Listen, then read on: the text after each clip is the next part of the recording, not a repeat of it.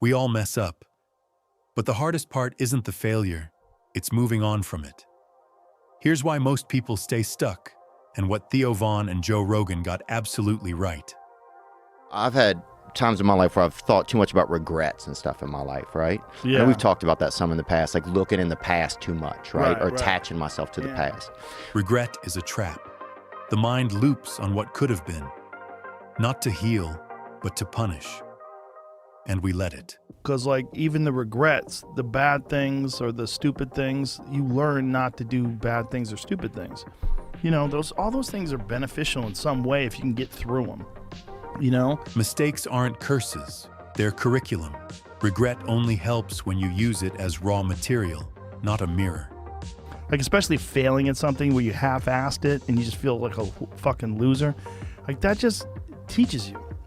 It teaches you to get your shit together. We've all felt that, the shame spiral.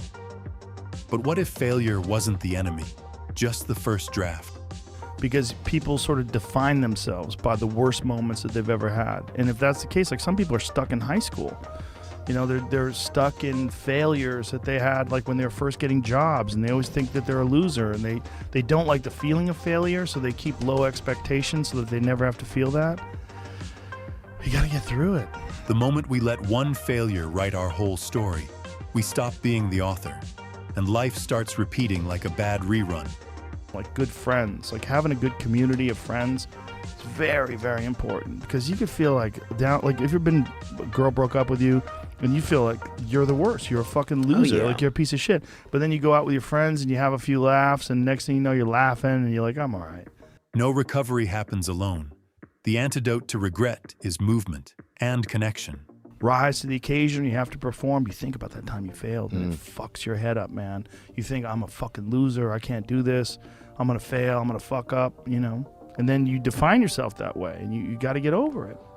That voice, it's not truth. It's trauma talking, and it's wrong. I think I learned it from martial arts, because you get your ass kicked, and like, you don't want to get your ass kicked again. You either quit fighting or you learn how to get a lot better. Pain teaches two things: retreat or rise. In Rogan's world, failure is feedback, brutal but honest. Is because people need stuff like that. They need something. And generally, the best version of it is coming from someone who's experienced fuck-ups and got through it. Yeah. You know? You don't need perfection. You need perspective. Moving forward doesn't mean forgetting the past. It means not letting it decide who you are. If you're stuck in a loop, remember, mistakes don't define you. How you respond does.